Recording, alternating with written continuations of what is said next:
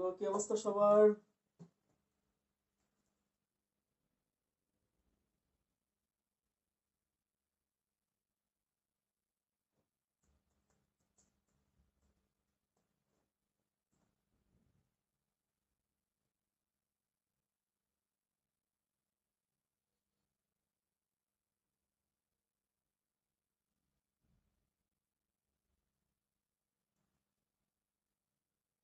ক্লাসে সবাই জয়েন দাও।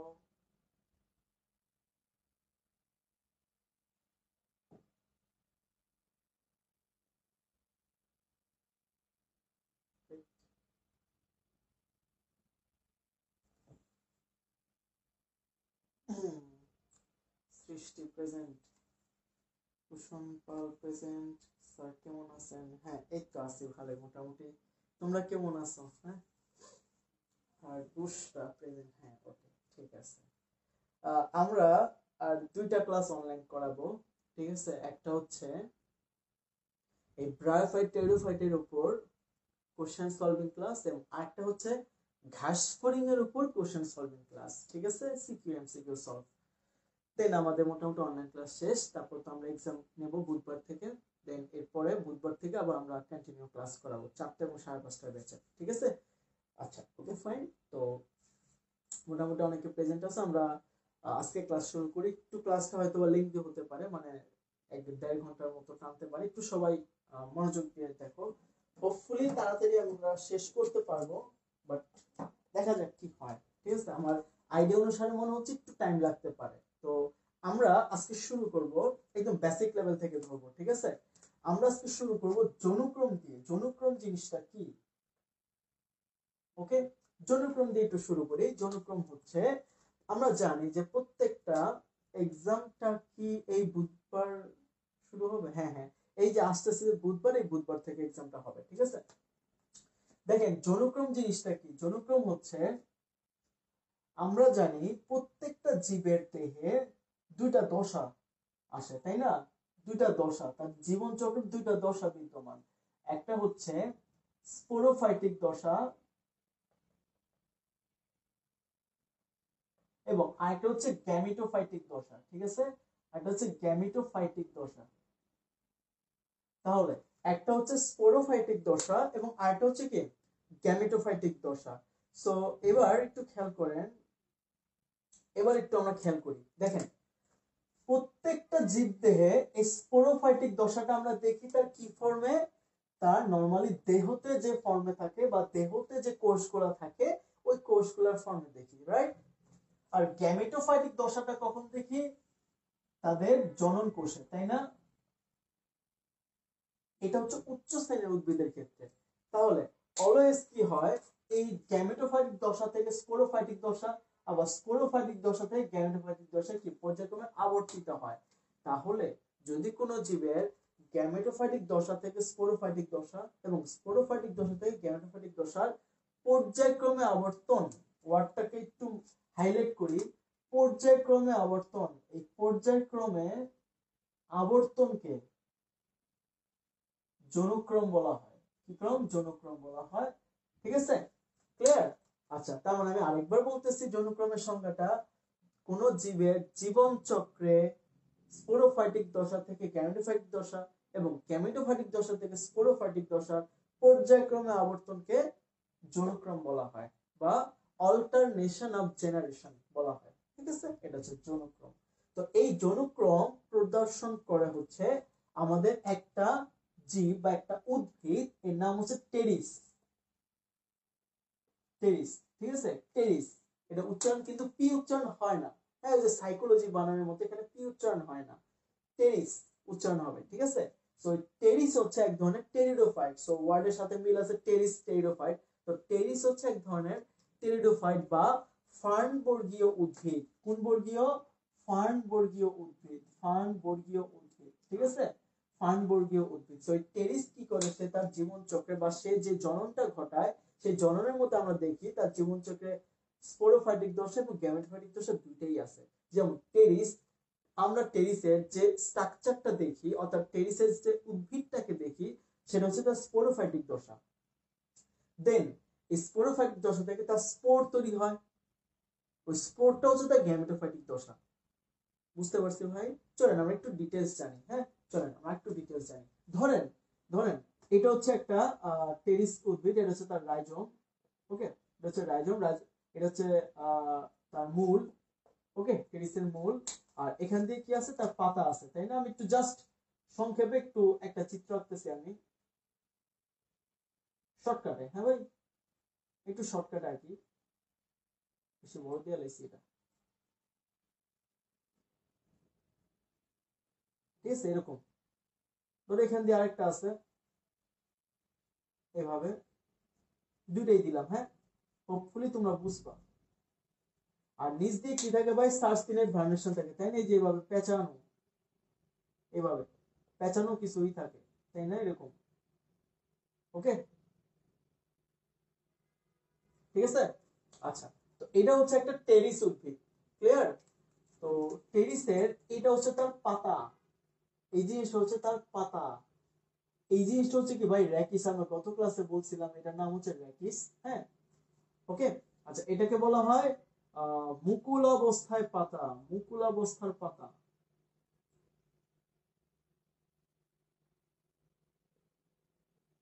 বা একে বলা হয় সার্সিনেট ভার্নেশন। ঠিক আছে। আর এটা হচ্ছে তার রূপান্তরিত কাণ্ড, এটা হচ্ছে তার রূপান্তরিত কাণ্ড। ঠিক আছে, যে কাণ্ডটাকে বলে আমরা রাইজোম। কি থাকে, রাইজোম বা রূপান্তরিত কাণ্ড থাকে। হ্যাঁ, আচ্ছা, এটা হচ্ছে রূপান্তরিত কাণ্ড, ঘূর্ণিমস্ত,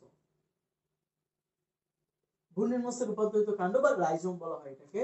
এবং এটার এটার আমরা গত ক্লাসে পড়ছিলাম, এটার যে ভাস্কুলার বান্ডল অর্থাৎ জাইলেম ফ্লোয়েমের যে সজ্জারীতিটা, ভাস্কুলার বান্ডলটা কি হেড্রোসেন্ট্রিক, আমরা গত ক্লাসে পড়ছিলাম। হেড্রোসেন্ট্রিক ভাস্কুলার বান্ডলের যে সজ্জারীতি বা জাইলেম ফ্লোয়েমের যে সজ্জারীতি, সেটা কি ছিল, হেড্রোসেন্ট্রিক ছিল। হ্যাঁ, আর এটা হচ্ছে তার মূল। এই মূলের মাধ্যমে কি করে, সে মাটি থেকে পানি এবং খনিজ লবণ শোষণ করে। হ্যাঁ, আচ্ছা, এবার ভাই এবার একটু দেখি আমরা। দেখেন, তার এই যে টেরিসের, এটা হচ্ছে একটা টেরিসের যে পাতাটা আছে, এই পাতার মাধ্যমে সে কি করে, এই পাতার মাধ্যমে সে তার জনন সম্পাদন করে। কি করে, পাতার মাধ্যমে সে তার জনন সম্পাদন করে। খেয়াল করেন, পাতার মাধ্যমে জনন সম্পাদন করে। দেখেন, পাতা ছাড়া বাকি যে অংশগুলো আছে এগুলো কিন্তু জনন কাজের জন্য দায়ী না বা জননে হেল্প করে না। দেখেন পাতার মাধ্যমে কিভাবে করে, চলেন এই যে পাতা, একটু একটা ইনফরমেশন লিখে রাখেন। পাতা, এদের যে পাতা, এই পাতাটাকে বলা হয় পক্ষল যৌগিক পাতা, পক্ষল যৌগিক পাতা। ঠিক আছে, পক্ষল যৌগিক পাতা। কেন? পক্ষল কথার মানে হচ্ছে পাখনার মতো। পক্ষল কথার মানে কি, পাখনার মতো। একটু গত ক্লাসটা রিপিট করে দিচ্ছি, হ্যাঁ, একসাথে। দেখেন, পক্ষল মানে কি ভাই, পাখনার মতো। দেখেন এই যে পাতাগুলো দেখছেন, পাখির পাখনার মতো অনেকটা জোড়ায় জোড়ায় দুই পাশে আছে। পাখটা যেমন মোটা থেকে আস্তে আস্তে চিকন যায়, যেমন বিমানের যে পাখনা, দেখবেন মোটা থেকে আস্তে আস্তে চিকন, ওদের পাতাগুলো কি মোটা থেকে আস্তে আস্তে চিকনের দিকে গেছে। ক্লিয়ার? চলেন আমরা একটা পাতাকে ধরেন এই দিকের এই পাতাটাকে আমি একটু জুম করি, এখানে একটু জুম করি। হ্যাঁ, তাহলে এই পাতাটা দেখতে একটা এরকম, রাইট? এরকম, এখানে র্যাকিস আছে, এই যে এরকম দেখতে যে পাতাটা, রাইট? রাইট, এরকম দেখতে। এই পাতার মাঝখানে শিরা উপশিরা থাকে, এরকম ভাবে, এরকম ভাবে শিরা উপশিরা থাকে। ওকে, এই হচ্ছে তার পাতাটা। ওকে, বুঝছেন? আচ্ছা, এবার একটা জিনিস আপনাদেরকে দেখাই। যখন কোনো পাতা, যেহেতু সে কি করে, পাতার মাধ্যমে তার জনন সম্পাদন করে, বুঝছেন? পাতার মাধ্যমে সে তার জনন সম্পাদন করে, বুঝছেন? আচ্ছা, তো যখন তার পাতা জনন কাজের জন্য উপযুক্ত হয় বা জনন কাজের জন্য সে যখন তৈরি হয়, তখন এই যে পাতাটা, এই যে পাতাটা কি হয়ে যায়, ভাঁজ হয়ে যায়, নিচের দিকে ভাঁজ হয়ে যায়। ভাই ব্যাপারটা হচ্ছে অনেকটা এরকম। আহ এই যে আমার কাছে একটা বই আছে, এটা আইএলটিএস এর বই, একটু বই দিয়ে দেখাই। ঠিক আছে, সো ব্যাপারটা হচ্ছে অনেকটা এরকম। ধরেন এই যে এটা হচ্ছে মাছ বরাবর র্যাকিস, তার পাতাটা কিন্তু এইভাবে থাকে, এবং যখন তার পাতাটা পরিণত হয়, তখন পরিণত অবস্থায় এইভাবে ভাঁজ হয়ে যায়। বুঝে, এভাবে ভাঁজ হয়ে যায়। দেখছেন? দেখছেন ভাঁজটা কেমন হয়? আমি একটু এখানে গিয়ে দেখাই। এই যে দেখছেন, এইভাবে ভাঁজ হয়ে যায়। পাতাটা এইভাবে ভাঁজ হয়ে যায়, বুঝছেন? এইভাবে ভাঁজ হয়ে যায়, ঠিক আছে? দুই পাশ দিয়ে, এই পাশ দিয়েও ভাঁজ হয়, আবার এই পাশ দিয়েও কি হয়ে যায়, মানে ভাঁজ হয়ে যায়, এরকম ভাবে ভাঁজ হয়ে থাকে, ঠিক আছে? আরে ভাই ভাঁজটা থাকে না কে, এই যে এরকম ভাবে ভাঁজ হয়ে যায়, দেখছেন? এমনি ভাঁজ হয়ে যায়। ওরে ভাই রে ভাই, এই যে এভাবে ভাঁজ হয়, বুঝছেন? এমনি ভাঁজ হয়ে যায়। আচ্ছা আরেকটু বড় করে লিখবো, ওকে ঠিক আছে, ওকে ঠিক আছে, আমি আরেকটু বড় করে লিখতেছি, প্যারা নেই। আচ্ছা ক্লিয়ার এতটুকু? তার মানে যখন গাছের পাতাটা তোমার জননের জন্য বিশেষায়িত হয় বা জননের জন্য তৈরি হয়, তখন পাতাটা কি হয়ে যায়, দুই পাশ দিয়ে নিচের দিকে নেমে যায় বা নিচের দিকে ভাঁজ হয়ে যায়, এই ব্যাপারটা মাথায় রাখছি। এবং ভাঁজ হয়ে, ভাঁজের ভেতরে সোরাস উৎপন্ন হয়। কি উৎপন্ন হয়? সোরাস উৎপন্ন হয়। এতটুকু মাথায় রাখছেন? সো আরেকবার বলি, পাতাটা নিচের দিকে ভাঁজ হয়ে, ভাঁজের ভিতরে কে থাকে? সোরাস থাকে। ক্লিয়ার? তাহলে আমি একটু এই পার্টগুলো একটু মুছে দেবো, এই জায়গাগুলো একটু মুছে দেবো, এই জায়গাগুলো আমাদের একটু জননে চলে যাবে। এখন টেরিসের জনন, জননে যাওয়ার পর এই যে এই ব্যাপারটা একটু বোঝেন। স্পোরোফাইটিক দেহ কেন বলেছে? কারণ এই যে দেহটা, এই দেহটা কি তার ডিপ্লয়েড দশা না? এই দেহটা তার ডিপ্লয়েড দশা। উচ্চ শ্রেণীর উদ্ভিদ মানে কি? এটা ডিপ্লয়েড, অর্থাৎ এই যে এটার প্রত্যেকটা কোষের ক্রোমোজোম গুলো কি জোড়ায় জোড়ায় আছে, ডিপ্লয়েড ক্রোমোজোম। তার মানে ডিপ্লয়েড ক্রোমোজোম যুক্ত যে উদ্ভিদগুলোকে আমরা কি বলি? স্পোরোফাইটিক উদ্ভিদ। এই উদ্ভিদটা যখন স্পোর তৈরি করবে, তখন কি হয়ে যাবে? স্পোরটা গ্যামেটোফাইট হয়ে যাবে। তখন কি ওটা তার কি, ওটা হচ্ছে তার গ্যামেটোফাইটিক দশা, রাইট? এই জিনিসটাকে আমি একটু ডিপলি বুঝাবো। স্পোরোফাইটিক দশা থেকে কেন গ্যামেটোফাইটিক দশা তৈরি হয়, আবার গ্যামেটোফাইটিক দশা থেকে কেন স্পোরোফাইটিক দশা তৈরি হয়, এবং এই ব্যাপারটা কিভাবে অলওয়েজ কন্টিনিউ হয়, ঠিক আছে? আচ্ছা তাহলে একটু আমার সাথে থাকেন, আপনারা একটু, আমি কি পার্টগুলো মুছে ফেলতেছি, ঠিক আছে? আমাকে একটু বলেন যে এতটুকু ক্লিয়ার কিনা, আর আমার নেট কি ঠিক আছে?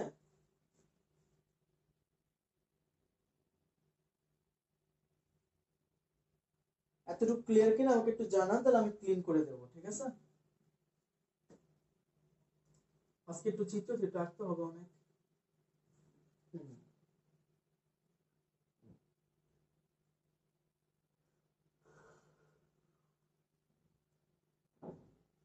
ক্লিন করে দিলাম, হ্যাঁ, ওকে। এই যে এগুলো মুছে দিতেছি, পোষণ পথ clear, thank you. Okay, so আমি এগুলো মুছে দিতেছি, আশা করি এই পার্টগুলো নিয়ে কোনো সমস্যা নাই। জনুক্রমটাতে আমরা আবার আসবো, কনসেপ্টটা বুঝাইলাম যে আমরা এইভাবে আগাবো, ঠিক আছে? টপিকের নাম দেন টেরিসের জনন। অবশ্যই টেরিসের নিচে কি হবে? দাগ হবে। তো টেরিসের জনন দুই রকমের, একটা হচ্ছে অযৌন জনন, না সরি, একটা অঙ্গজ জনন, একটা হচ্ছে অযৌন জনন। একটা অঙ্গজ জনন, একটা কি? অযৌন জনন। অঙ্গজ জননটা হয় জাস্ট, মনে রাখবেন, রাইজোমের মাধ্যমে। কিসের মাধ্যমে? রাইজোমের মাধ্যমে। রাইজোম মনে করেন, এই যে রাইজোম কোনটা? এই যেটা, এই যেটা, এটা হচ্ছে রাইজোম। এই রাইজোমটাকে আপনি কাটতে এক জায়গায় রাখবেন, ওখান থেকে নতুন করে টেরিস কালচার করবেন, নরমাল। জাস্ট মনে রাখেন, টেরিসের অঙ্গজ জননটা হয় রাইজোমের মাধ্যমে, এতটুকু মাথায় রাখলে চলবে। আর অযৌন জননটা হয় স্পোরের মাধ্যমে। কিসের মাধ্যমে? স্পোরের মাধ্যমে। মজার ব্যাপার হচ্ছে এদের স্পোরটা হচ্ছে হ্যাপ্লয়েড। এদের স্পোরটা কি? হ্যাপ্লয়েড। তার মানে টেরিসের স্পোর কি? হ্যাপ্লয়েড। ভাই সকল প্রাণী, সকল উদ্ভিদের স্পোর কিন্তু হ্যাপ্লয়েড না, টেরিসের স্পোরটা হ্যাপ্লয়েড, ঠিক আছে? আচ্ছা, লাস্ট কথাটা আবার বলবেন, নেটওয়ার্ক প্রবলেম করতেছে। লাস্ট কোন কথাটা আমি বলছিলাম? লাস্ট কোনটা বলছি আমি? আমাকে একটু বলো লাস্ট আমি কি বলছিলাম, সঠিক খেয়াল নাই আমার। বুঝি না, নেটওয়ার্কের তো সমস্যা কেন?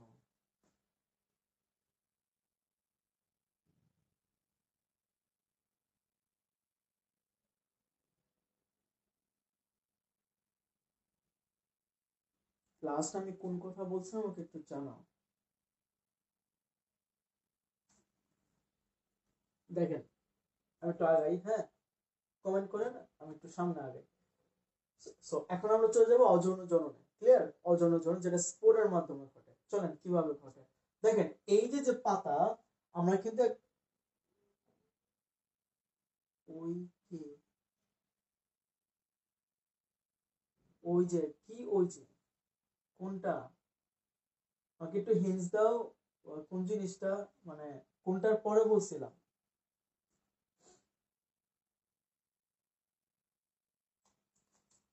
চলেন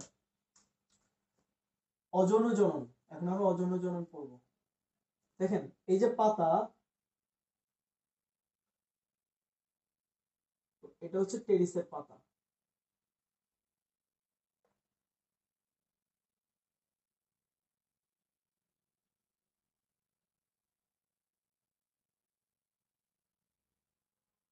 ঠিক আছে, টেরিসের পাতা। জুকুমের ফিনিশিংটা, ও যৌনক্রমের হালকা স্লো করান, আচ্ছা। যৌনক্রমের ফিনিশিংটা টানছে, আচ্ছা যৌনক্রমের ফিনিশিংটা টানছে হচ্ছে এইভাবে যে স্পোরোফাইটিক দশা এবং গ্যামেটোফাইটিক দশার পর্যায়ক্রমে আবর্তন। ওকে, এটার সাথে আমি বলছি টেরিসের যে অবস্থাটা, টেরিস যে উদ্ভিদটাকে আমরা দেখতেছি, এটা হচ্ছে তার ডিপ্লয়েড দশা, তাই না? কারণ যে তার যে কোষ গুলো আছে, কোষ গুলোর ভিতরে ক্রোমোজোম গুলো কিন্তু জোড়ায় জোড়ায় থাকে, এই জন্য এটা কি ডিপ্লয়েড দশা, তার মানে এটা স্পোরোফাইটিক দশা। এখান থেকে তার কি তৈরি হবে, স্পোর তৈরি হবে, হ্যাপ্লয়েড স্পোর তৈরি হবে, তার কি মিউসিসের মাধ্যমে গ্যামেটোফাইটিক দশা তৈরি হবে, গ্যামেটি মিলনের ফলে আবার স্পোরোফাইটিক দশা তৈরি হবে। ওই ব্যাপারটাই আমি এখানে বলছি, ঠিক আছে? লাস্টের দিকে দেখেন কেমনে হয়। ধরেন এই পাতাটা হচ্ছে এটা দেখতে এরকম, আর যখন এটা ঘোরাবো, এটা হচ্ছে কি উপরের দিক, পাতার উপরের দিক। আর যখন এটাকে আমরা কি এই যেভাবে আছে, এভাবে করলে কি হবে, আমরা বলছি কি টেরিসের পাতাটা কি যখন এটা স্পোর তৈরি হয় বা সোরাস তৈরি হয়, তখন এটা নিচ দিকে ভাঁজ হয়ে যায়। সো এই ভাঁজটা আমি কিভাবে আগে বলতে পারতেছি না, বাট ট্রাই করে দেখি তোমরা বুঝো কিনা।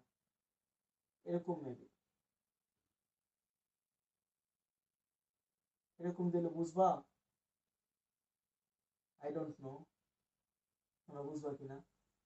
কি হয়ে যায়, আচ্ছা বাদ দাও, নর্মালি যেভাবে বুঝেছে আশা করি বুঝছো। ঠিক আছে, যে তাদের পাতাগুলো কি হয়ে যায়, পাতাটা কি হয়ে যায়, ভাঁজ হয়ে যায়।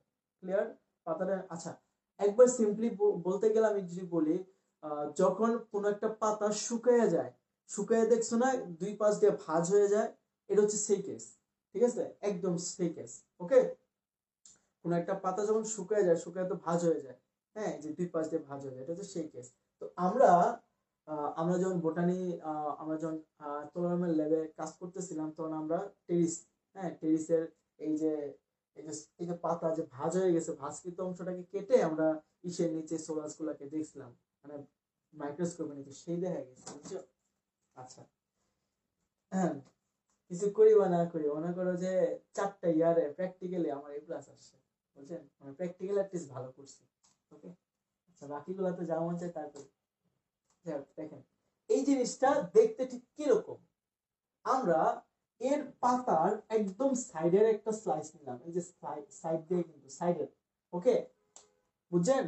সাইডের একটা মানে যে অংশটা বাঁকানো, যে অংশটা কি ভাই এভাবে বাঁকানো, ওই সাইডের অংশটাকে আমরা যদি নেই, তাহলে এটা দেখবো না এরকম দেখতে।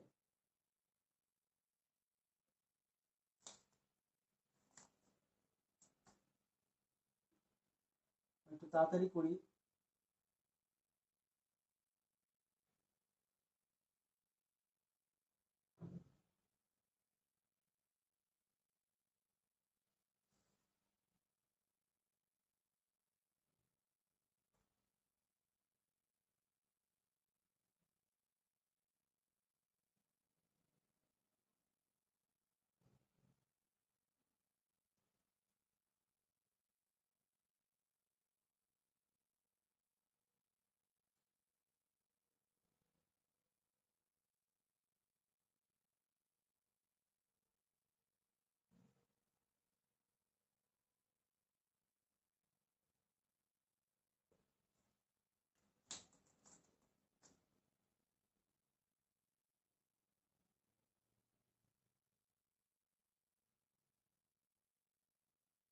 ঠিক আছে, জিনিসটা দেখতে অনেকটা এরকম, ওকে, অনেকটা এরকম দেখতে, ঠিক আছে, হোপফুলি হ্যাঁ এরকমই অনেকটা, স্ট্রাকচারটা অনেকটা এরকম, ঠিক আছে। আমি কি বলছি ভাই, কোন জিনিসটা আমি আঁকছি হচ্ছে, আমি আরেকবার একটু দেখাই। ধরেন এই যে এটা হচ্ছে একটা পাতা এইভাবে আছে, এই পাতাটা কি হয়েছে, এভাবে ভাঁজ হয়েছে, পাতাটা আমি এভাবে ভাঁজ আছে, ঠিক আছে, এভাবে ভাঁজ আছে, বুঝছেন, এভাবে ভাঁজ আছে, পাতাটা এভাবে ভাঁজ আছে। আমি কি করি, জাস্ট যে এতটুকু অংশ, এতটুকু অংশ এখানে শো করছে যে এই অংশটা ভাঁজ হয়েছে, এই যে অংশটা ভাঁজ হয়েছে, আর এই অংশগুলো দিয়ে কি বিভিন্ন, এই যে লাল লাল অংশগুলো বের হয়েছে, ভাই বুঝছি না, লাল লাল অংশগুলো বের হয়েছে, এই যে ভাঁজ, এই যে ভাঁজ দেখছেন, এখান দিয়ে লাল লাল অংশগুলো বের হয়েছে, বলেন বুঝছি কিনা স্যারেরা, ঠিক আছে, বলেন আমাকে বুঝছি কিনা, ওকে, এটা হচ্ছে সেই জায়গা, ওকে। আচ্ছা, এই টোটাল জিনিসটা দেখেন, যে পাতাটা, একটু লেখেন, যে পাতা স্পোর ধারণ করে,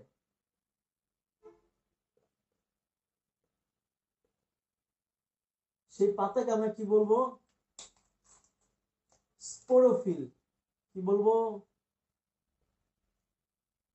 স্পোরোফিল। তার মানে স্পোরোফিল কি, দেখেন ভাঙেন, স্পোরো মানে কি স্পোর, ফিল কথা মানে কি ধারণ করা, তাহলে কে ধারণ করে, কোন পাতা, তাহলে যখন কোন পাতা কোন স্পোরটাকে ধারণ করে, ওই পাতাটাকে আমরা কি বলবো, স্পোরোফিল, ক্লিয়ার, ওই পাতাটাকে আমরা কি বলবো, স্পোরোফিল, ক্লিয়ার, বুঝছি। আচ্ছা এবার দেখেন, এবার দেখেন এই পাতার যে অংশটুকু, এই পাতার, ধর এই যে এই পাতা, এই পাতার ভিতরে স্পোর আছে, হ্যাঁ স্পোর আছে, ধরে নিলাম স্পোর আছে, হ্যাঁ, তাহলে এই পাতার, এই পাতাটাকে আমরা কি বলবো, স্পোরোফিল, ক্লিয়ার। তাহলে এই স্পোরোফিলের যে অংশে স্পোর গুলা থাকে, কি বললাম ভাই, পাতার যে অংশে স্পোর গুলা থাকে, সো স্পোরোফিলের যে অংশে স্পোর থাকে, আমি বলছি একদম ডিপ বেসিক বুঝাবো, ঠিক আছে, সবাই ক্লাস করতে বলছি ভাই, তোমরা সবাই ক্লাস করতেছো না, এনে যে ইনফরমেশন গুলো দিতেছি ভাই বেসিক টোটালি ক্লিয়ার হবে। দেখেন, তার মানে পাতার স্পোরোফিল, পাতার যে অংশে স্পোর থাকে, তাহলে এটার কোন অংশে এই জায়গায় স্পোর থাকে, তাহলে এই অংশটাকে আমরা কি বলবো, এই অংশটাকে আমরা বলবো সোরাস, সংজ্ঞা সহ ক্লিয়ার হয়ে যাবে। দেখেন তাহলে আমাদের এই অংশের নাম কি, তাহলে এটা হচ্ছে একটা স্পোরোফিল, আর এটা কি, এখান থেকে আমরা নিয়ে আসি, তাহলে এটা কি, সোরাস, বুঝছেন। তার মানে পাতার যে অংশটাকে স্পোর ধারণ করে, পাতা হচ্ছে স্পোরোফিল, যে অংশ স্পোর ধারণ করে অংশটাকে বলবো সোরাস, ক্লিয়ার। সোরাসের মধ্যে কিছু অংশ আমরা দেখতে পাবো, আমরা একটু ইন্ডিকেট করে দিই, যেমন এটা, এটা বলা হয় অমরা, আর এই যে লাল লাল অংশগুলো, এই লাল লাল অংশগুলোকে স্পোরাঞ্জিয়াম, কি বলা হয়, স্পোরাঞ্জিয়াম, এগুলোকে কি বলা হয় ভাই, স্পোরাঞ্জিয়াম, ঠিক আছে। তাহলে এগুলোর নাম কি, স্পোরাঞ্জিয়াম, এগুলো আবার অনেকগুলো কোষ দ্বারা তৈরি, আমি একটু দিয়ে দিতেছি এভাবে, এরকম অনেক কোষ দ্বারা তৈরি,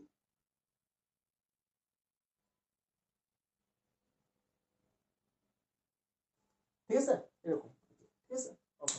তাহলে এটা হচ্ছে কি ভাই, একটা স্পোরাঞ্জিয়াম, এটা কি স্পোরাঞ্জিয়াম, ক্লিয়ার। আর এই হচ্ছে অমরা, তো কি হয়, এই অমরা থেকে স্পোরাঞ্জিয়াম সৃষ্টি হয়, অমরা থেকে সৃষ্টি, ঠিক আছে। তার মানে অমরা থেকে কি হয়, এই স্পোরাঞ্জিয়াম গুলো সৃষ্টি হয় বা তৈরি হয়, ক্লিয়ার। এই যে অমরা, এইগুলোতে কি তৈরি, স্পোরাঞ্জিয়াম গুলো সৃষ্টি হয়, বলেন বুঝছি কিনা স্যারেরা, এতটুকু বুঝছি কিনা, যারা যারা ক্লাসে আছেন ভাই একটু কমেন্ট করেন যে হ্যাঁ বুঝছি। আর আমার নেটওয়ার্ক ঠিক আছে কিনা, আমার ল্যাপটপে তো ব্লার হয়ে আছে, যাই হোক, তো একটু দ্রুত কমেন্ট করেন যে স্যার বুঝছি আমরা।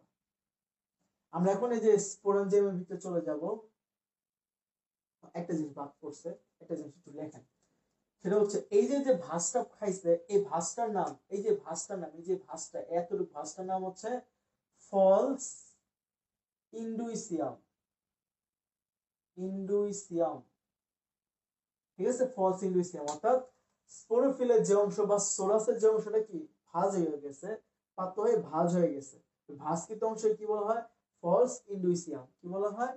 ফলস ইন্ডুইসিয়াম। ওকে, হ্যাঁ সৃষ্টি বলো, কোনো কোশ্চেন আছে তোমার?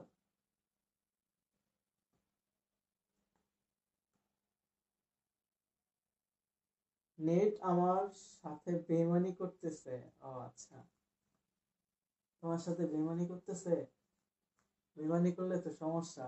তো তুমিও তার সাথে বেইমানি করো, ভিপিএন চালু করে দেখো, সমস্যা কি? শুনছি ভিপিএন চালু করলে নাকি নেটওয়ার্কের সমস্যা চলে যায়। হা হা করছে, এই হা হারি একটা দিছে কেন রে?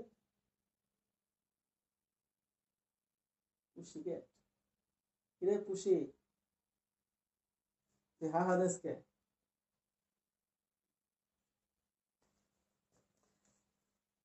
আচ্ছা, যার নেট ঠিক আছে তার একটু বলেন যে বুঝছেন কিনা। আর যার নেট সমস্যা কি করবেন, রেকর্ডেড ক্লাসটা একটু দেখে নিন। বাট আমাকে একটু বলেন যে যাদের নেট ঠিক আছে তারা আমাকে একটু বলেন যে আহ, বোঝা যায় কিনা, মানে ক্লাস বোঝা যায় কিনা, বা আমার নেট ঠিক আছে কিনা। যদি ঠিক থাকে তাহলে আমি আগাই, যদি আমার নেট সমস্যা থাকে তাহলে আমার আগায় লাভ নেই, কারণ হচ্ছে নেটওয়ার্ক সমস্যা থাকলে এটা বুঝাইলে আপনারা বুঝবেন না। হ্যাঁ বুঝছি। হ্যাঁ পুষুন, আমাকে একটু বলো তো আমার নেট ঠিক আছে কিনা, মানে বোঝা যায় কিনা। আচ্ছা, ঘোলা ঘোলা লাগতেছে ক্যামেরাটা।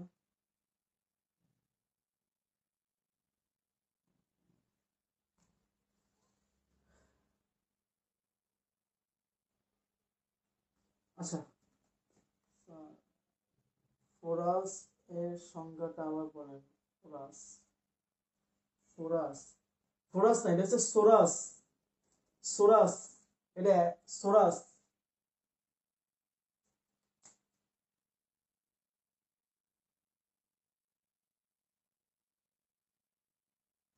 ওকে, সোরাস।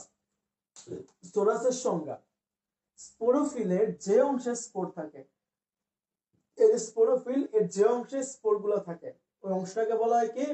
সোরাস। আর এর যে ঢাকনাটা এটাকে বলা হয় সোরাসের ঢাকনা। হ্যাঁ, এতটুকু হচ্ছে ঢাকনা, এই ঢাকনাটাকে বলা হয় ফলস ইন্ডুইসিয়াম। আর এখানে লাল কালার যে অংশ এগুলাকে বলা হয় স্পোরাঞ্জিয়াম। ঠিক আছে? আনজিয়াম কথার মানে হচ্ছে ধারণ করা। আনজিয়াম কথার মানে কি? ধারণ করা। ফিল আর আনজিয়ামের মধ্যে পার্থক্য কি? ফিল মানে হচ্ছে এটা পাতার মতো অংশ, আর আনজিয়াম মানে হচ্ছে এটা হচ্ছে থলির মতো অংশ। ঠিক আছে? তার মানে স্পোরাঞ্জিয়াম কি? এই যে স্পোরান মানে কি? স্পোর। আর এনে কি আছে? আনজিয়াম। আনজিয়াম মানে হচ্ছে থলির মতো অংশ। তার মানে স্পোর যে থলির মধ্যে থাকে। এতক্ষণ আমরা কি করলাম?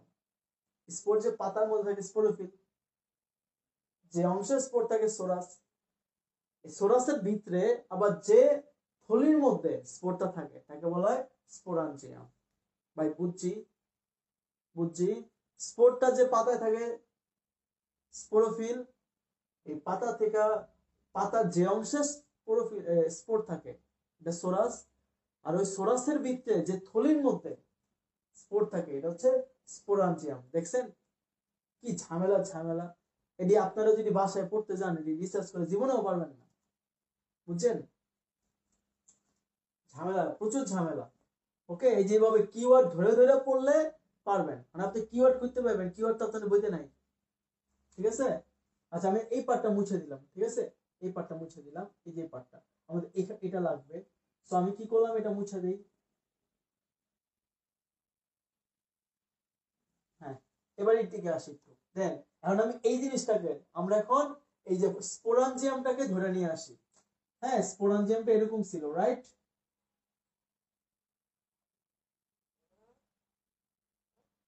এরকম, রাইট? হ্যাঁ, রাইট।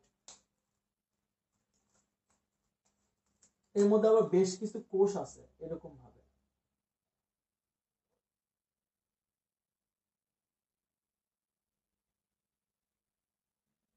সো একদিকের কিছু কোষ অন্যরকম হয়, আমি একটু আলাদা দিই এই কোষগুলোকে। এখানে দুই রকমের কোষ আছে, সরি।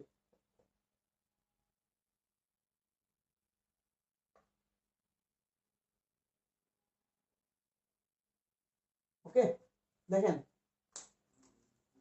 দেন এই যে এখানে এটা কি, এটা এটা এটা এটা হচ্ছে একটা স্পোরাঞ্জিয়াম।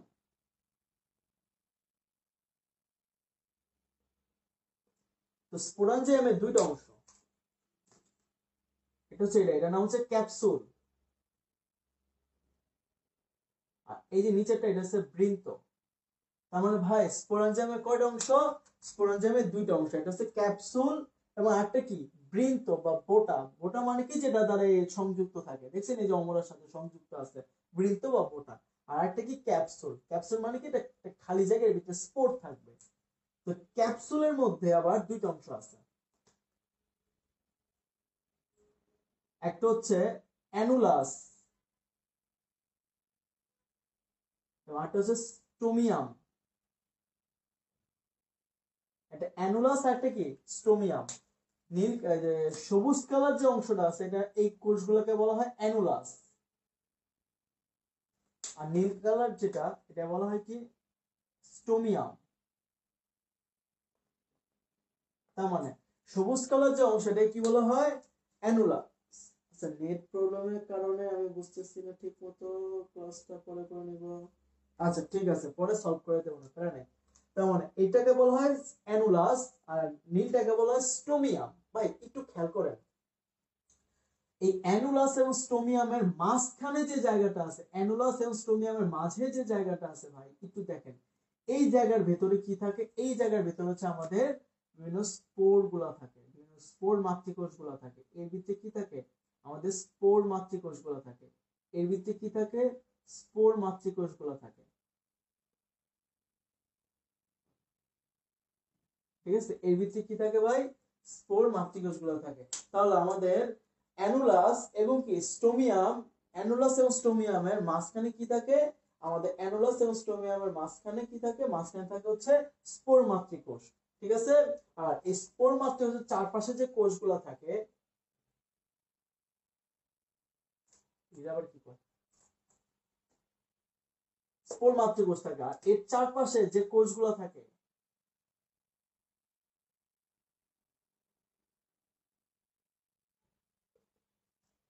এই যে স্পোর মাতৃকোষের চারপাশে যে কোষগুলো থাকে এগুলো বলা হয়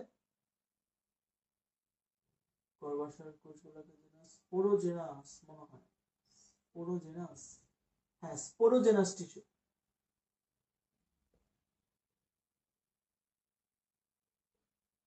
স্পোরোজেনাস টিস্যু বলা হয়। তাহলে ক্যাপসুলের ভেতরে বা স্পোর মাতৃকোষের বাহিরে যে কোষগুলো আছে এগুলোকে আমরা কি বলি?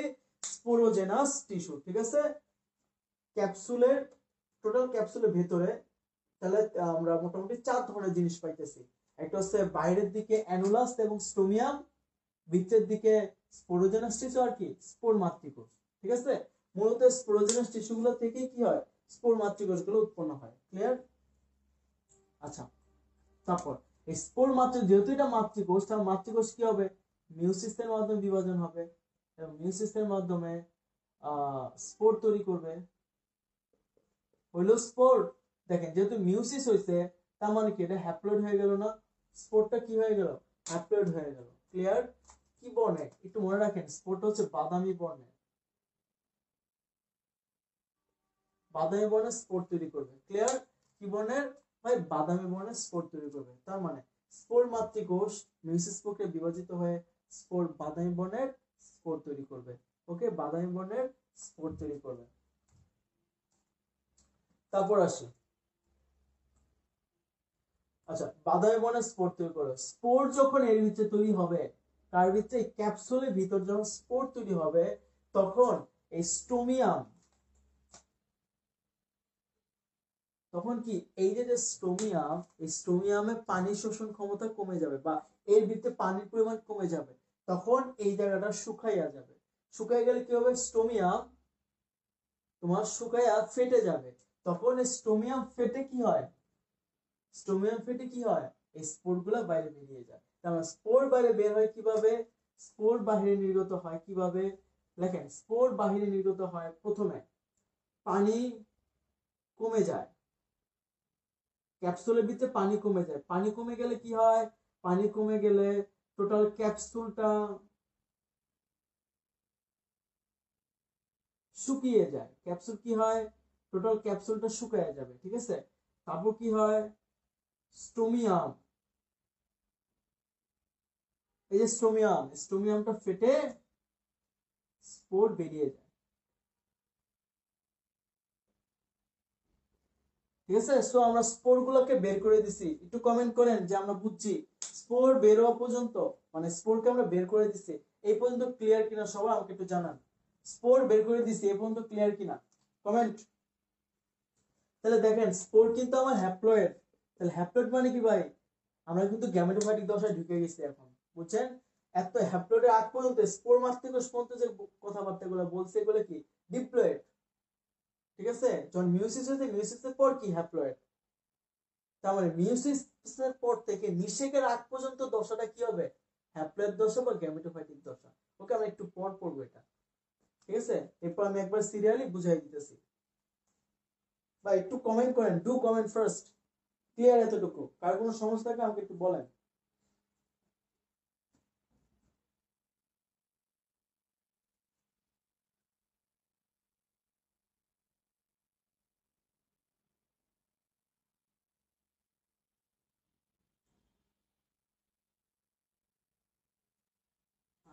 ক্লিন করে দিলাম, হ্যাঁ। তাহলে এই যে স্পোর গুলা ফেটে স্পোর গুলো বের হয়ে গেছে, বের হয়ে এটা বিভিন্ন বাতাসে ঘুরবে ঘুরবে ঘুরবে ঘুরবে। তো যখন একটা পানির মাধ্যমে আসবে তখন কি হবে, স্পোর গুলো অঙ্কুরিত হয়ে একটা স্ট্রাকচার গঠন করবে, নাম হচ্ছে প্রোথেলাস। চলো আমরা এখন দেখি, এটা এটা মুছে দিলাম।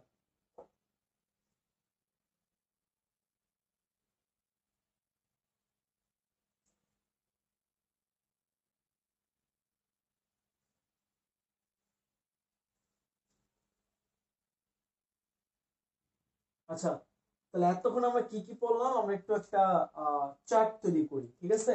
আমরা স্পোরোফিল পাইছি, মানে পাতা। স্পোরোফিলের ভিতরে ছিল সোরাস, সোরাসের ভিতরে ছিল সোরাসটা না, সোরাসের ভিতরে স্পোরাঞ্জিয়াম।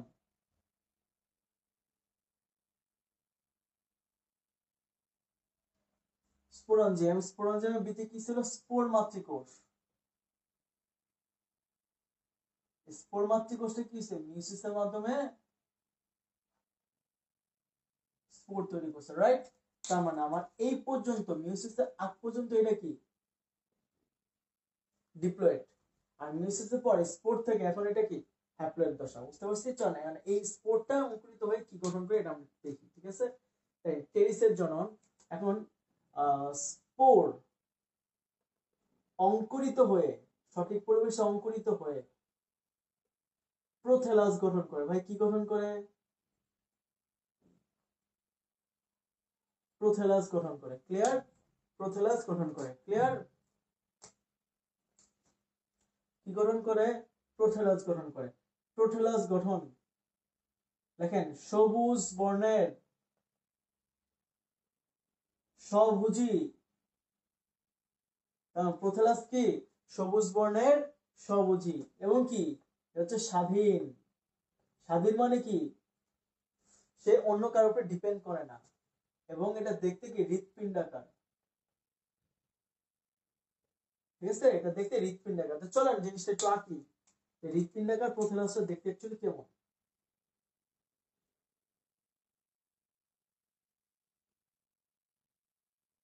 অনেকটা এরকম। ঠিক আছে, চুক্কা দেওয়া লাগছে,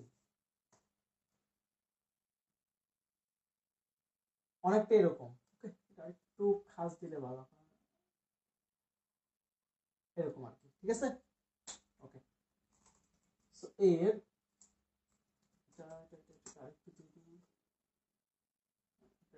পানি পুনি থাকে তো ইটস বেটার।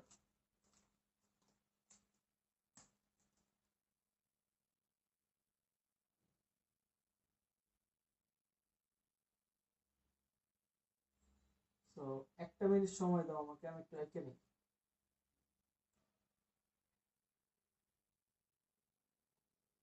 বায়োলজি চিত্র আঁকতে বাপরে বাপ।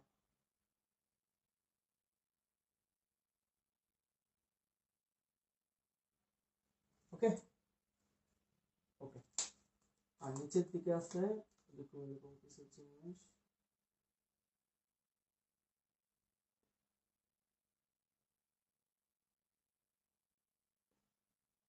ঠিক আছে, তার নিচের দিকে আছে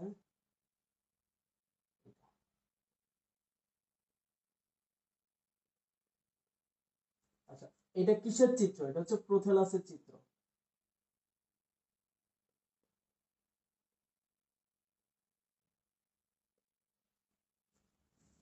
হ্যাঁ হার্ট, হ্যাঁ এটা হচ্ছে একটা হার্ট, ঠিক আছে, এটা হচ্ছে হার্ট। ওকে, কোনটার কি নাম? এই যে প্রোথেলাস, স্পোর, এই যে স্পোরের পর কি তৈরি হচ্ছে? প্রোথেলাস। ঠিক আছে, এই যে প্রোথেলাস, এটার নাম হচ্ছে কি? প্রোথেলাস। ওকে, এটা হচ্ছে প্রোথেলাসের চিত্র। নিচে তো লিখে দিছি। এর মধ্যে এই যে এটা, এটাকে একটা খাজ না, এটা উপরে দিকে খাজ, এটাকে বলে অগ্রস্থ খাজ। অগ্রস্থ খাজ, ঠিক আছে, এটার নাম কি? অগ্রস্থ খাজ। এই জিনিসটার নাম হচ্ছে আর্কিগোনিয়াম।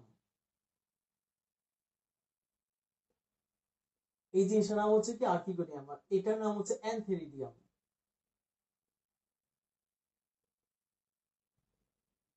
আর নিচেরটা হচ্ছে কি? রাইজয়েড। নিচেরটা কি ভাই? রাইজয়েড, ঠিক আছে। সো রাইজয়েডটা কি? রাইজয়েড হচ্ছে তোমার মাটি হতে পানি প্লাস খনিজ লবণ শোষণ করে। পানি প্লাস খনিজ লবণ শোষণ করে রাইজয়েড, ঠিক আছে, প্রোথেলাসের জন্য। ক্লিয়ার? আচ্ছা, আর্কিগোনিয়াম হচ্ছে পুরুষ প্রজনন অঙ্গ বা পুং প্রজনন অঙ্গ। আর অ্যান্থেরিডিয়ামটা কি? সরি সরি সরি, ভুল লিখছি। আর্কিগোনিয়ামটা হচ্ছে স্ত্রী প্রজনন অঙ্গ, এই যে গনিয়াম। আর অ্যান্থেরিডিয়ামটা হচ্ছে পুরুষ প্রজনন অঙ্গ বা পুং প্রজনন অঙ্গ, ঠিক আছে। ওকে, তাহলে একটা হচ্ছে পুরুষ প্রজনন অঙ্গ, একটা কি? স্ত্রী প্রজনন অঙ্গ। ক্লিয়ার? চলেন দেখি কোনটার ভিত্তি কিভাবে কি কাজ ঘটে। এতটুকু বলেন আপনারা বুঝছেন?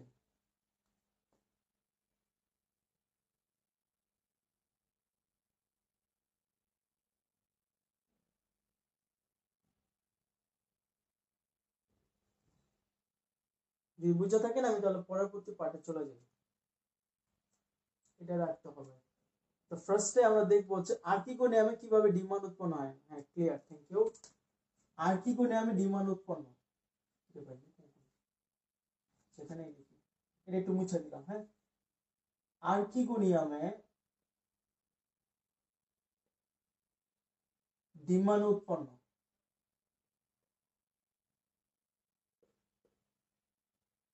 ঠিক আছে। তাহলে আমরা এখানে আর্কিগোনিয়ামটা এখানে জুম করি, ঠিক আছে, আর্কিগোনিয়ামটা এখানে একটু জুম করব। তো ব্যাপারটা এরকম দেখতে না?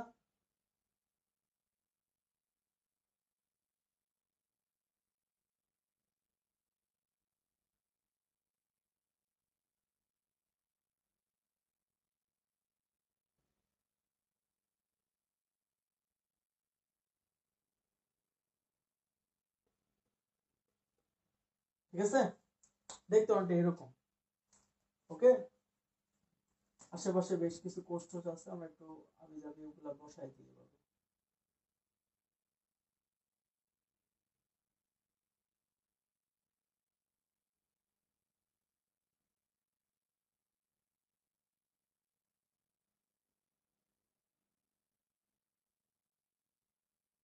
ওকে, এরকম ভাবে। তো এই হচ্ছে আর্কিগোনিয়ামে থাকা ডিমান্ড। পাইছি আমরা ডিমান্ড। সো আর্কিগোনিয়ামে কিভাবে ডিমান্ড উৎপন্ন হয়? ক্লিয়ার? আচ্ছা, তো এই ডিমান্ডের উপরে আমরা দুই ধরনের কোষ পাই। একটা হচ্ছে এই যে এগুলা, এই যে এগুলাকে বলা হয় উপরের দিকে দেখো, এটা দেখো একটা ঘাড়ের মতো। ঘাড় মানে কি? গ্রীবা। সো গ্রীবা নালিকা কোষ। আর নিচের দিকে দেখো এগুলো কি? তার পেট, পেটের মতো দেখা যায়। সো এটা পেট মানে কি? উদর। তো উদরীয় নালিকা কোষ, উদরীয় নালিকা কোষ। তার মানে আমাদের আর্কিগোনিয়ামে মোট তিনটা পার্ট। একটা হচ্ছে একবার উপরের দিকে ঘাড়ের দিকে গ্রীবা নালিকা কোষ, তারপর উদরীয় নালিকা কোষ, তারপর কি? ডিমান্ড। বুঝতে পারছি? তো কি হয় যখন এই গ্রীবা নালিকা কোষে তোমার বিভিন্ন মিউসিলেস বা মনে করবেন ম্যালিক অ্যাসিড হয়, তখন এই লিভার কোষগুলো কি হয়, ডিজলভ হয়ে যায়। কি হয়ে যায়? ডিজলভ হয়ে যায়, বা মনে করো যে মিশে যায়। ঠিক আছে, মিশে গেলে কি হয়, তখন এই স্ট্রাকচারটা এরকম হয়ে যায়।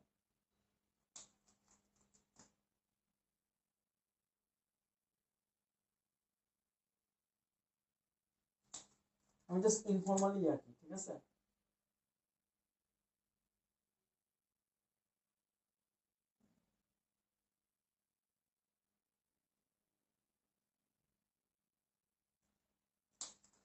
ঠিক আছে, এরকম ভাবে আর কি। তাহলে এই জায়গাটা কি হয়ে গেল, খালি হয়ে গেল না? এই জায়গাটা বা এই জায়গাটা খালি হয়ে গেল না? রাইট, খালি হয়ে গেল না এই জায়গাটা। তাহলে এই জায়গাটা খালি হয়ে কি হইলো, একটা নালী পথ তৈরি করলো। কি তৈরি করলো? একটা নালী পথ তৈরি করলো। ঠিক আছে, যাতে করে ডাইরেক্ট শুক্রাণু আইসা ডিম্বাণুর সাথে নিষিক্ত হইতে পারে। ক্লিয়ার? শুক্রাণু এই নালী পথ দিয়ে আইসা ডিম্বাণুর সাথে নিষিক্ত হইতে পারে। ওকে, এই পর্যন্ত বুঝছেন কিনা আমাকে একটু জানান। এই পর্যন্ত বুঝছেন কিনা আমাকে একটু জানান। এটা একটু উইয়ার্ড, ঠিক আছে। সো এই পর্যন্ত বুঝছেন কিনা আমাকে একটু জানান। ক্লাসে লাস্ট পর্যন্ত কে আছেন?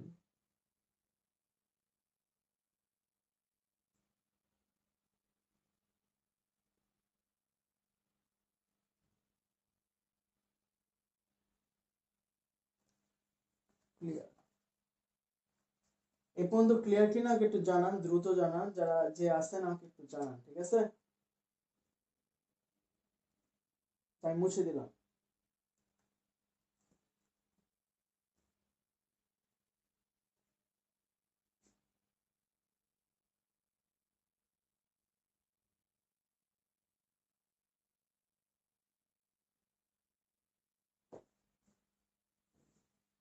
মুছে দিলাম, হ্যাঁ। আচ্ছা, আমি এই জিনিসটাকে রাখলাম। ওকে, এটা আমাদের লাগবে। আর এটা আমি একটু রাখলাম, এটা নামগুলো মুছে দিলাম, হ্যাঁ। প্রোথেলাসটা মুছে দিলাম।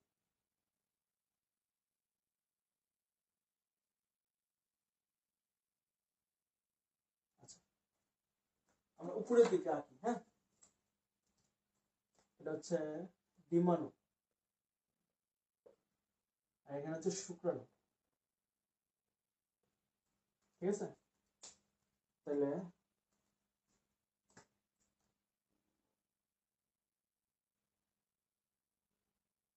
এরকম একটা থলির মধ্যে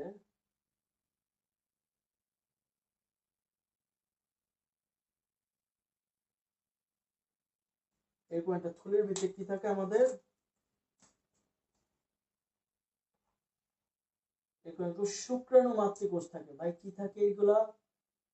এগুলোর নাম কি ভাই? এগুলোর নাম হচ্ছে শুক্রাণু মাতৃকোষ। তো কি হয়, এই শুক্রাণু মাতৃকোষ গুলা যখন তাদের ভিতরে পানির পরিমাণ কমে যায়, তখন কি হয়, এই শুক্রাণু মাতৃকোষ গুলা এই জায়গাটা ভেদ করে, এই জায়গাটা ভেদ করে, এই যে এখান থেকে ভেদ করে, ঠিক আছে, এরকম ভেদ করে কি হয়, এরা বাইরে বেরিয়ে যায়। শুক্রাণু তৈরি করে এরকম বাইরে বেরিয়ে যায়, এরকম ভাবে বাইরে বেরিয়ে যায়। বুঝতে পারছি? দেন বাইরে বের হওয়ার পর, বাইরে বের হওয়ার পর এই গোল গোল স্ট্রাকচার গুলা পরিবর্তন হয়ে এরকম আড়াই প্যাচের, আড়াই প্যাচ, কয় প্যাচ? এক প্যাচ, আরেকটা প্যাচ, মানে আরেকটা অর্ধেক প্যাচ, মানে আড়াই প্যাচ। বুঝছেন? এরকম আড়াই প্যাচের একটা কি তৈরি করে, আড়াই প্যাচের একটা তোমার শুক্রাণু তৈরি করে। ঠিক আছে, শুক্রাণু কিন্তু ফ্লাজেলা যুক্ত, বহু ফ্লাজেলা যুক্ত শুক্রাণু। ক্লিয়ার? তার মানে আমরা কিন্তু টেরিসের বহু ফ্লাজেলা যুক্ত শুক্রাণু পাইছি। তো কি হয়, এই বহু ফ্লাজেলা যুক্ত শুক্রাণু এই নালী পথ দিয়ে আসে, আইসা ডিম্বাণুর সাথে মিলিত হয়ে কি করে, তারা নিষেধ ঘটায়। কিভাবে ঘটায়? যেমন এই যে এখানে, এখানে হচ্ছে বহু ফ্লাজেলাযুক্ত বহু ফ্লাজেলাযুক্ত শুক্রাণুগুলো এখান থেকে বের হয়, বের হয়। এই যে দেখেন মুখটা কিন্তু নালী পথের মুখটা কিন্তু এই দিক বরাবর, মানে শুক্রাণুর দিক বরাবর। দেখছেন? খেয়াল করে দেখেন, এই দিক বরাবর কি হবে, শুক্রাণুগুলো ভিতরে প্রবেশ করবে। বুঝছেন? এই যে এখান থেকে শুক্রাণু বের হয়ে এই নালী পথের ভিতরে প্রবেশ করবে, এবং এটা প্রবেশ করার জন্য পানি আবশ্যক। পানি আবশ্যক, কারণ এই শুক্রাণুগুলো যেহেতু ফ্লাজেলা আছে, কারণ ফ্লাজেলা থাকে, এরা পানি ছাড়া কোনোভাবেই কি করতে পারবে না, পানি ছাড়া কোনোভাবেই চলাচল করতে পারবে না বা নিষেধ করতে পারবে না। তাহলে দেখেন আমাদের এই আর্কিগোনিয়ামের ভিতরে কি হলো, নিষেধ ঘটলো। আর্কিগোনিয়ামের ভিতরে কি হলো, এর ভিতরে যে ডিমাণু আর বাহির থেকে যে শুক্রাণুটা ভিতরে নালী পথে গিয়ে নিষেধ ঘটাইলো। তার মানে নিষেধটা কোথায় ঘটলো, আর্কিগোনিয়ামের ভিতরে। তারপর কি হবে, নিষেধের পর জাইগোট তৈরি হবে। এই জাইগোটটা অঙ্কুরিত হয়ে তোমার নতুন একটা টেরিস উদ্ভিদ তৈরি করবে। ঠিক আছে, নতুন একটা টেরিস উদ্ভিদ তৈরি করবে। ক্লিয়ার? তাহলে আমি টোটাল জনুক্রমটা দেখাই দিতেছি। এটা হচ্ছে টেরিস শেষ আমাদের। কতক্ষণ হলো? 50 মিনিট। আচ্ছা, আর 10 মিনিট লাগবে। টোটাল এখন টোটাল জনুক্রমটা আমি দেখাবো। আমাদের অর্ধেক এখানে করাই আছে। এবার টোটাল জিনিসটা আমি আবার একটু বলবো। ঠিক আছে, রিক্যাপ করে দিচ্ছি। এটাই জনুক্রম। এখান থেকে আমি জনুক্রমটা দেখাই দিতেছি। ওকে, মুছে দিলাম। এখন আর চিত্র আঁকবো না, এখন আমি ডাইরেক্ট জনুক্রমে চলে যাব যে কিভাবে কিভাবে এগুলো আমরা করলাম।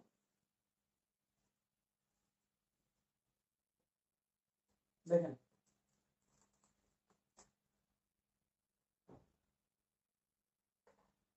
টেরিসের জনুক্রম। ওকে, সো আমার এখানে একটা টেরিস উদ্ভিদ,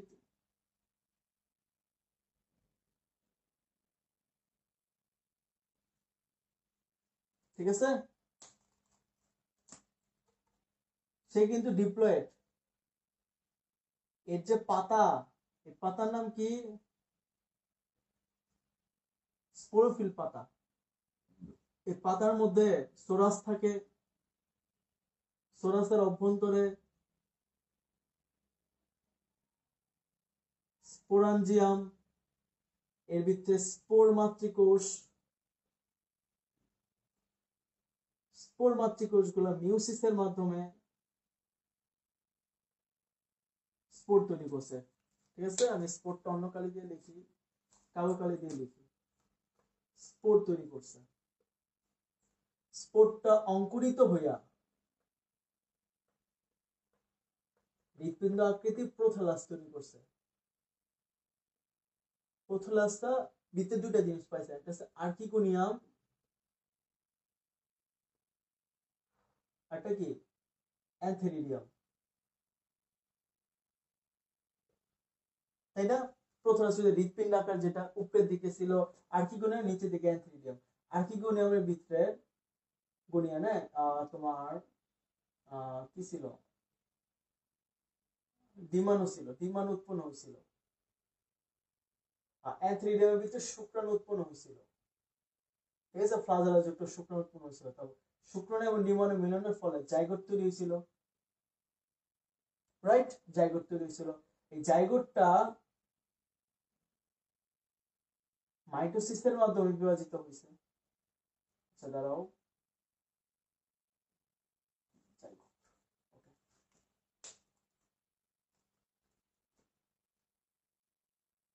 আমি একটু এটা সবুজ কালি দিয়ে দিতেছি।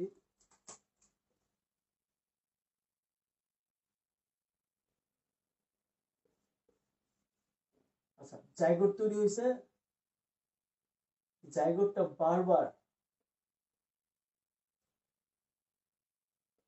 বিভাজনের মাধ্যমে আমাদের যে টেলিস্টুডিয়াস সেটা তৈরি করবে। ভাই দেখেন, এদের মধ্যে এই একটা পার্ট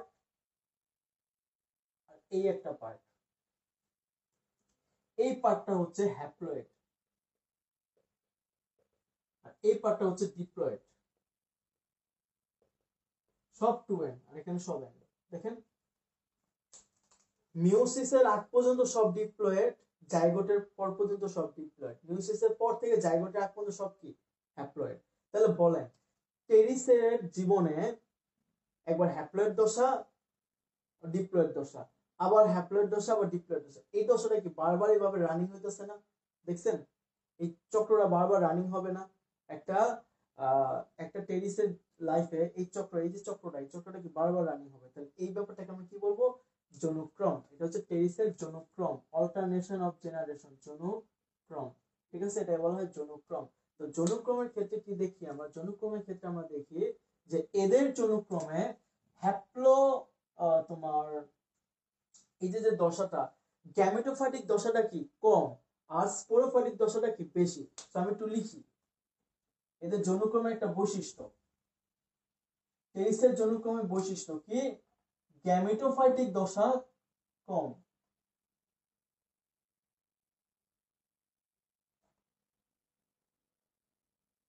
গ্যামেটোফাইটিক দশা কম স্থায়ী, আর স্পোরোফাইটিক দশা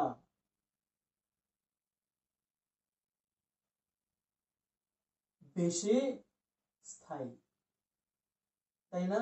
তাই এটা কি এটা কি এদের কি একটা বৈশিষ্ট্য, তাই না? যে গ্যামেটোফাইটিক দশা,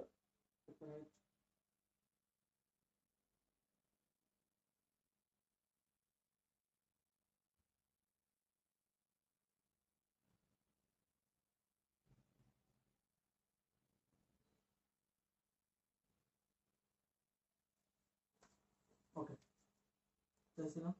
হ্যাঁ, টেরিসের লাইফে কি গ্যামেটোফাইটিক দশাটা কি সময়কালটা কম আর স্পোরোফাইটিক দশাটা কি বেশি। তাহলে এদের যে যৌনক্রম কি গ্যামেটোফাইটিক দশা স্পোরোফাইটিক দশা কি সমান? সমান না, কিন্তু দেখেন এই টাইমটা কিন্তু সমান না, তার মানে কি আলাদা, দুটো টাইম আলাদা। এই জন্য এদের যৌনক্রমকে বলা হয় হেটেরোমরফিক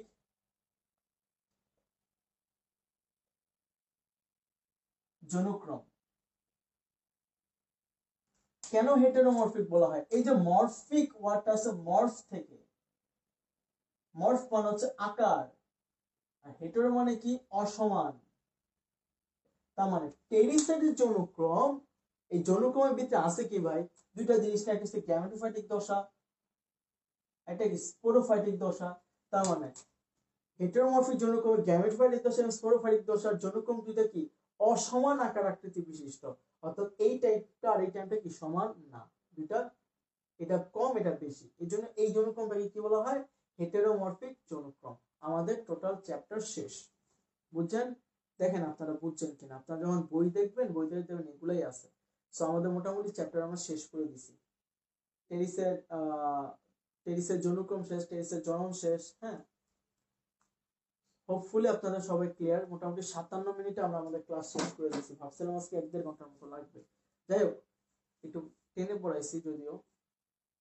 তো আপনাদের কাজ হচ্ছে একটু বাসায় এটা দেখবেন, পড়বেন, ঠিক আছে? ওইটা যদি কারো কোনো সমস্যা থাকে আমাকে দেখাবেন, দেন আমি আপনাদেরকে সলভ করে দেবো, এটা হোক অনলাইনে বা অফলাইনে। ঠিক আছে, আজকে ক্লাস আমরা এই পর্যন্ত রাখলাম। আপনারা সবাই ভালো থাকেন। ওকে, টাটা, বাই বাই।